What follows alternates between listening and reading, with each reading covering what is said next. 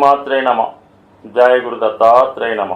ఈ వీడియోలో మనం జనవరి 5వ తారీఖు నుంచి 11వ తారీఖు మధ్యలో జరగబోయే వార ఫలాలు మేషరాశి వారికి ఏ విధంగా ఉండబోతున్నాయి అని పరిశీలించినప్పుడు, మరి నూతన సంవత్సరంలో మొదటి వారం గురించి మనం తెలుసుకుంటున్నాం. మరి మేషరాశి వారికి ఈ వార ప్రారంభంలో ఒక 4 అద్భుత యోగాలు రావడం జరిగింది. మరి ఈ కారణంలో మొదటిది ఏంటంటే భాగ్యస్థానంలో ఏర్పడినటువంటి బుధాదిత్య యోగం. ఇది విద్యార్థులకి, విదేశ ప్రయత్నాలు చేస్తున్న వారికి చాలా అనుకూలంగా ఉంటుంది. పుణ్యక్షేత్రాలు దర్శిద్దామనే మీ ఆలోచన కొంతవరకు ఈ వారంలో సక్సెస్ అయ్యే అవకాశం ఉంది. నూతన వ్యాపార ప్రయత్నాలు చేస్తారు. ఈ ప్రయత్నంలో మీ యొక్క ఆర్థిక అవసరాల కోసం మరి ఎవరైనా ప్రభుత్వ అధికారులను కానీ, బ్యాంకు మేనేజర్లు కానీ కలుసుకొని దానికి సంబంధించినటువంటి రుణ ప్రయత్నాలు చాలా వరకు ఫలించే అవకాశం ఉంటుంది. ఇక ఉపాధ్యాయులకి, విద్యా సంస్థలు నిర్వహిస్తున్న వారికి వారి యొక్క వృత్తిరీత్యా చాలా బిజీగా ఉండడం జరుగుతుంది. వారి యొక్క వ్యక్తిగతంగా వారికి గుర్తింపు వస్తుంది. వారి యొక్క విద్యా సంస్థలకు కూడా మంచి గుర్తింపు రావడం కూడా జరిగే అవకాశం ఉంది. అలాగే ఆధ్యాత్మిక కేంద్రాలు నిర్వహిస్తున్నవారు, ఎండోమెంట్స్ రంగంలో వారికి ఈ వారంలో మరి ప్రభుత్వ అధికారుల ప్రశంసలు, ఉద్యోగంలో అభివృద్ధి వచ్చే అవకాశం ఉంది. మొత్తం మీద ప్రభుత్వ పథకాలు అనుకూలంగా వస్తాయి. ప్రభుత్వ అధికారులు సహకరిస్తారు. దాని తర్వాత ఏంటంటే లాభస్థానంలో ఏర్పడినటువంటి శని శుక్రుల కలయిక. ఇది స్త్రీలకు చాలా అనుకూలించే అవకాశం ఉంది.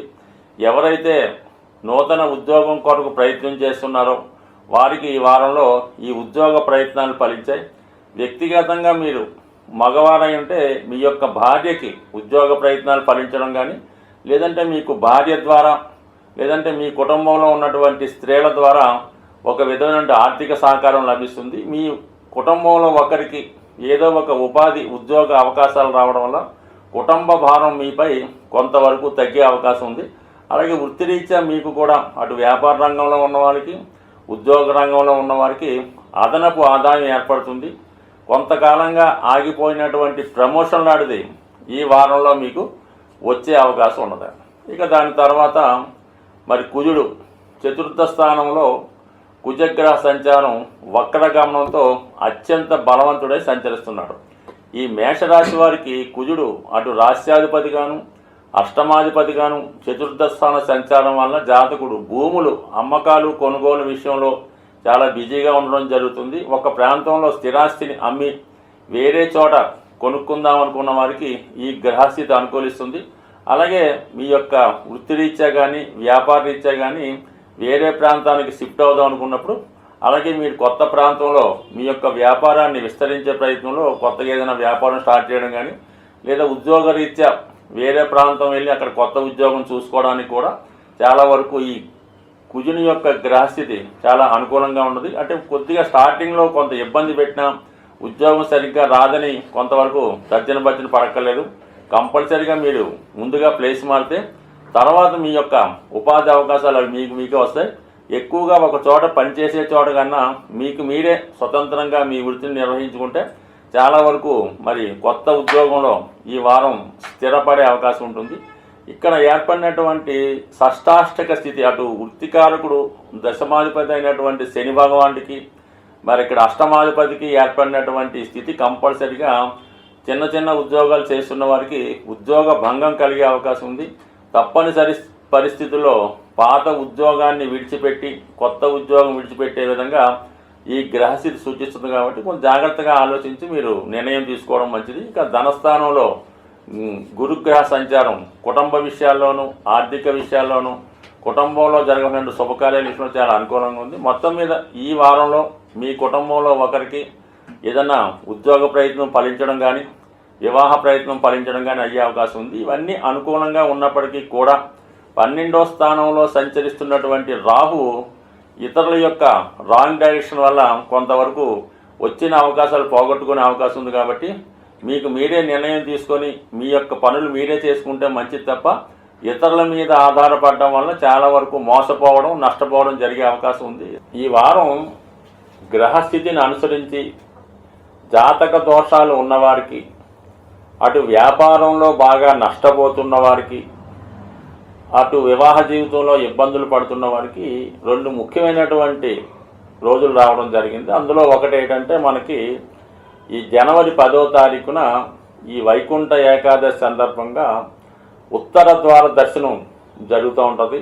మరి మీరు మీ సమీపంలో ఉన్నటువంటి వైష్ణవ దేవాలయాల్లో ఆ రోజు భగవంతుణ్ణి సందర్శించుకోవడం వల్ల ముఖ్యంగా మీ యొక్క ఆర్థిక పరమైనటువంటి సమస్యలు పరిష్కారం అయ్యే అవకాశం ఉంది. అంటే బుధగ్రహ అనుగ్రహం ఎవరికైతే కావాలో, అంటే బుధుడు బలంగా ఉంటే అటు విద్య బాగా వస్తుంది, వ్యాపారం బాగా నడుస్తుంది, ఎవరితో కూడా మోసపోకుండా నష్టపోకుండా బుధుడు మీకు సంపూర్ణమైనటువంటి జ్ఞానాన్ని ఇవ్వడం జరుగుతూ ఉంటుంది. అటువంటి బుధగ్రహ అనుగ్రహం మీకు ఈ ఉత్తర ద్వార దర్శనం ద్వారా లభించే అవకాశం ఉంది. ముఖ్యంగా విద్యార్థులు, వ్యాపారస్తులు, రుణాల్లో ఉన్నవాళ్ళు కంపల్సరిగా మరి మీరు ఎక్కడ ఏ ప్రాంతంలో ఉన్నా అక్కడ ఉన్న దేవాలయంలో సందర్శించి 99% కాదు 100% ఆ రోజు విధి విధానంగా ఉపవాసం ఉన్నవాళ్ళు మరి మీ యొక్క ఆచార ప్రకారం నియమంగా ఉంటేనే ఆ ఫలితం వస్తుంది తప్ప ఏదో ఆ రోజు 10 గంటలకు లైన్లో నిల్చున్నాం, 12 గంటలకు దర్శనం అయింది, 1 గంటకి మరి మనం ఇష్టం వచ్చినట్టు భోజనం చేసామంటే కుదరదు. కంపల్సరీగా ఆ రోజు నియమంగా ఉండాలి. దాని తర్వాత అదే మర్నాడు శనివారం రోజు మనకి శని త్రయోదశి రాబోతుంది.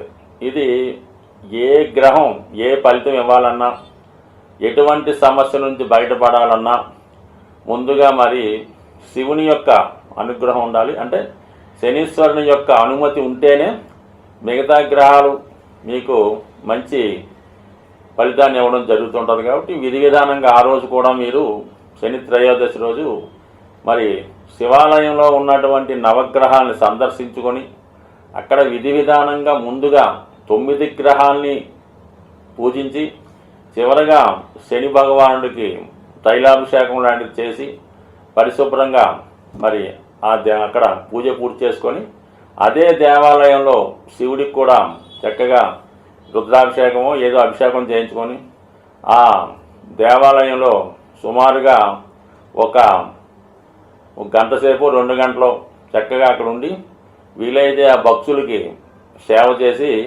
మరి నెమ్మదిగా మీరు ఇంటికి వచ్చి ఆ రోజు కూడా కంపల్సరిగా మరి ఎటువంటి ఆయిల్తో చేసిన పదార్థాలు కానీ తినకూడదు. చక్కగా ఫ్రూట్స్ మరి చక్కగా ఆయిల్ లేని తినటం. ఆ ఒక్కరోజు భూమి మీద పడుకోవాల్సి ఉంటుంది. అంటే దుప్పటి చాప అది వేసుకోవచ్చు.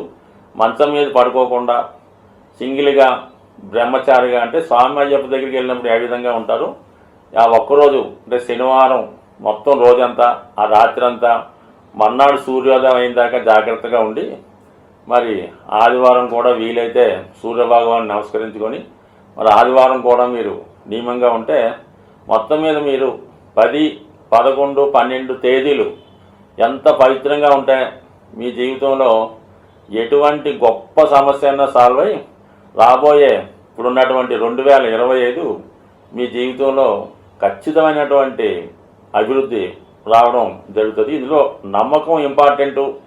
కొద్దిగా కష్టపడితే ఒక 3 రోజులు మీరు హ్యాపీగా మరి సంతోషంగా అదేదో దైవ కార్యక్రమంగా భావిస్తే మొత్తం సంవత్సరం అంతా దాని ఫలితం ఎలా ఉంటుందో మీరే చూస్తారు కదా. స్వస్తి.